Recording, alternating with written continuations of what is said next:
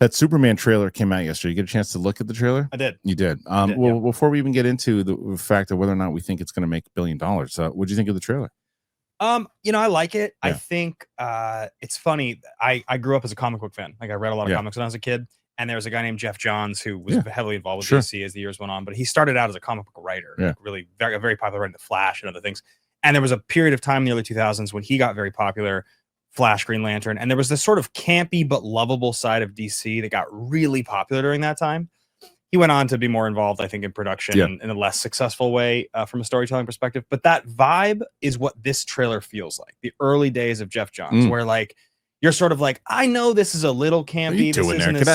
This isn't as serious as the Snyderverse stuff or whatever. But like, I'm willing to get in. Like this seems fun, and I think that's what this trailer feels like to me. Yeah, which is a good thing because I think that period of time with DC, Infinite Crisis, that whole run was really fun. Yeah, I mean, look, this is the thing. I like Man of Steel. I talked about this. I like Man of Steel a lot.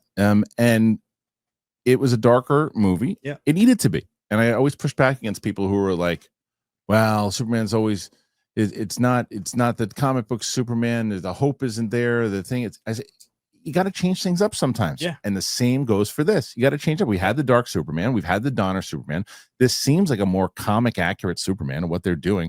I loved what we got a chance to see inside the trailer. We saw emotion. We saw story beats. We saw that Clark, what is ultimately happening. The fact that Lois knows that it's Clark, these other different things. And it's big, it's grand, and it's setting up the DCU. Yeah, I would agree with you. I think that after watching that trailer, I have a certain level of confidence. Yeah, I don't know if it's like. Then again, the Man of Steel trailers are some of the best trailers ever. They're great. 2 and 3 are like 2 of my favorite trailers ever made. Yeah, and I actually also love Man of Steel. To be fair, so but it didn't. How much money? It didn't make $1 billion, did it? Man of Steel, no. But that's the funny thing is that we always talk about this. That was during. It was like 2012. You know better than I do, right? 2013. Look at you. I trust your judgment. Movie release, the only person to go toe to toe with Scott Mantz. I still got you, man. I saw him 2 days ago for the first time in 2 years at the Mission Impossible screening. Yeah. Oh, amazing. We should talk about that also. Anyway, so 2013, and this is a time when Marvel is pumping out, close to $1 billion movies all the time and getting year after Avengers. So the pressure's on DC to say, okay, you got to hit $1 billion. And I mean, like $800 million or whatever, even if it's close to 700. It did very well. Yeah. And people are, it's a failure because it didn't hit $1 billion. Stupid. But it was a different time back then. But I think this movie, which poses the question, is will this movie make $1 billion? Let's start with that. Straight yes or no answer. Does this movie make $1 billion? A lot of times, especially for my business, I got to find ways to send people kashish. I got to send them cash. And it's so frustrating, some of these programs, whether you get a big fee that they include. It's like, oh, we're going to take, we can send it, but we're going to take 80%. It's like, what? And sometimes you send the money by accident to the wrong person, and you're like, oh, no, how do I get that back? And or sometimes you just try to get the cash, and then it's like, oh, no, there's a processing delay, and they don't really tell you why. Well, not anymore, because Cash App, that's the way to go. Why? Cash App is a safe, it's easy, it's a fast way to send, receive, and transfer money to family and friends. It's so easy to get started. It's like, I get frustrated with stuff quick. I didn't have to call Brett for this one. I just did it. I just signed up. Money shows up right away. You don't have to wait around for days. It's your money. You don't have to wait for it. And the best part is that they also have your back. It's about sending money. And if you're going to send money and you're going to send it to a sketchy account or a scam, there's a warning that pops up. Do you feel more relaxed knowing that Cash App has your back? You should, because that's how I felt. If you don't have Cash App, I'm going to ask you this question. What the hell is wrong with you? Get it. It's so easy. You can just, next time, by the way, when you're at dinner with somebody, like, I'll get you back next time. You go, nope, we can just split it through Cash App. Don't let them get away with it. Limited time only. New Cash App users can use our exclusive code to earn some additional cash. For real. No catch. You just download Cash App and sign up. Use our exclusive referral code, Kristian, in your profile. Send $5 to a friend within 14 days, and you're going to get $10 dropped right into your account. Terms apply. That's money. That's Cash App. No, I don't think it does. Okay. I think that this movie is going to do well. Like, I think that this movie will make 700-800. And I could be wrong. I remember I bet you and had a big argument with you about the second Avatar a few years back. And you were just 100% right, and I was 100% wrong. Did you say it wasn't going to make it? Yeah, I thought it was going to be a big failure. Yeah, okay. You were convinced, and you were right. And there are things about it. My perception could be my perception, but I think what this movie is lacking a little bit is it doesn't have star power.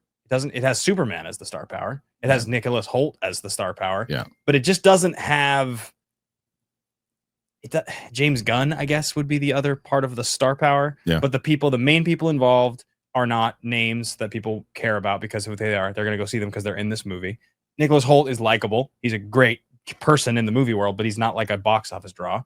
There's nothing about this movie to me aside from it being Superman and James Gunn being a pretty popular brand that's going to push this over $1 billion. And that's why I think you're probably 700-800 million on this. So my answer is also no, but I would push against that logic only because I would say Guardians of the Galaxy didn't have a lot of stars. It didn't make $1 billion. So but its success didn't hinge on star power. I think that you look at Superman, and as you said it, you started with it. Superman sells the movie. Yeah. And if the movie is good, if the movie is excellent, it's got a very good shot of making $1 billion. Yeah, if it's really good. If it's really good. And I have faith. Like James Gunn gives me faith. Right. Right. Like, don't you think that his Suicide Squad, the second one, is one of the most underraid 100%. superhero movies, period? Excellent movie. And no one saw it. No, but it was also pandemic days. Yeah, it was like mixed, theater. Nobody saw it in the theater. That movie's good. That movie's really good. Yeah. It's really good.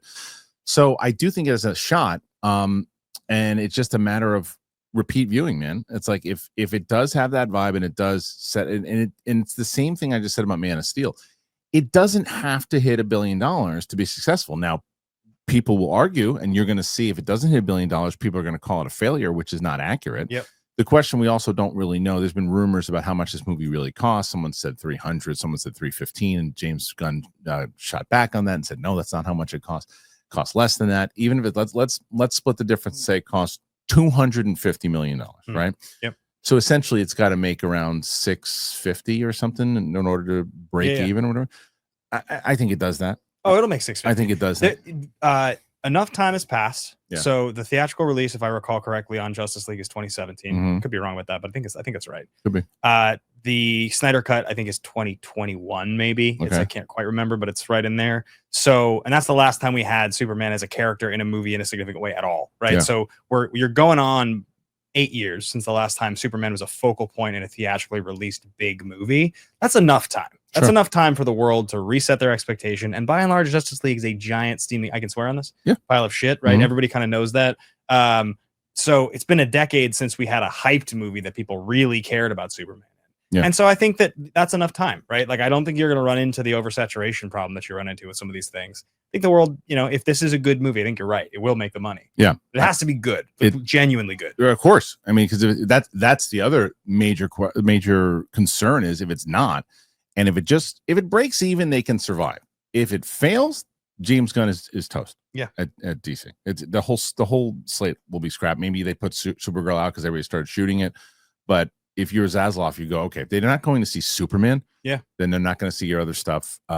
No, thank you. We're Clayface, see you later. All these other movies, see you later. Yeah, but they're making it for cheap. And if this works, if Superman works, it makes fine. You do a $30-40 million horror type movie in the DC universe. Sure, why not? If it doesn't necessarily relate to anything, and then you can kind of soft tease the world of Batman to where you eventually will get your own Cape Crusader, then great. So this has to hit though, and they're waiting to and I think that's what the Batman 2 is hinging on. Yeah, I think the Batman 2. If Superman, I'll tell you one thing: if Superman makes $1 billion, you will hear very, very soon after that the Batman 2 is not happening because they're going to be like DCEU. We're doing this. DCU. This is like where DCU, not EU, DCU. Right? Yeah, DCU is. So it's like now we need our Batman. It's enough time has passed. It's a lot of delays. A lot of things are happening. Now, the flip side of that is if it fails, they're going to be unloading a truck full of money on Matt Reeves' support. Say, please come back and do this. Let's do this now. That is our next Batman movie. DCU did not work. This whole thing it really starts with the MCU. That's where the entire conversation about this topic starts, right? Because it's the beginning of that whole thing working. And it's really complicated the way the studios have to look at this IP. It's super, super convoluted now. The idea of having, and we saw it, obviously, we saw Joker make a ton of money at the same time that you had movies in different universe, same studio, right? So it's possible. Right. But when the people who are getting panicked and who are writing the paychecks and the people who are making those decisions, and they're like, well, we will or we won't do this thing because this is a better bet, that sucks for the fandom who has gotten totally invested in a second Matt Reeves Batman movie. Like, but also, speaking objectively, as somebody who's a little less connected to the space than I once was, I don't care about Matt Reeves' The Batman 2. It's not because I didn't think the first one was good. It was good. Yeah. It was a fun movie. I'm not clamoring for a sequel in that world. It wasn't enough. It doesn't feel like it needs one. Like MCU movies and DCU movies, when they're supposed to have the through line, that got me excited for the sequels. The whole MCU premise is the thing that got me excited, even for mediocre sequels. We're living in a world now where I'm good with that movie being a standalone. That was a good standalone movie. It certainly can be a standalone. I do think that it is set up to be, because it was set up to be a trilogy. Yeah. And I do like the fact that it started in year 2 and they were going to move on, do some more stuff. I like the fact that they had the detective type story. It's the first time you kind of really ever saw the detective story inside of the Batman. Finally, you get to see him be a detective. So you're a fidgeter, huh? Haven't I always been? Yeah. Fuck with stuff on the table. Yeah, making noise like my kids. I like it. Awesome. So, I just saw a comment in your chat just only because I thought it was amazing. Sure. Guy just said, I know Ben from his Magic the Gathering videos. Cool to see him here. Yeah. That was in the old days. It used to be, it was always if I popped up in Magic, I'd be like, oh, I know you from Schmoedown and movies. This is so wild. I didn't know you played Magic. Yeah. That's funny to me. Well, it's funny because I think we're going to talk about that too. You're building up quite a new following through Magic and everything. This whole thing I've been doing. It's amazing. Yeah. So we'll discuss all that more, but I do want to get into the game stuff. I want to get into the Magic the Gathering stuff. I want to talk about all that. But before we even do it, I want to get your opinions, guys, on what you think about Superman. Is it going to make $1 billion? Do you think so? Yes. Do you think so? No. Put your thoughts in there. Let me know. Go to the Clips channel. If you haven't already subscribed to the Clips channel, we're approaching 9,000 subscribers on that channel.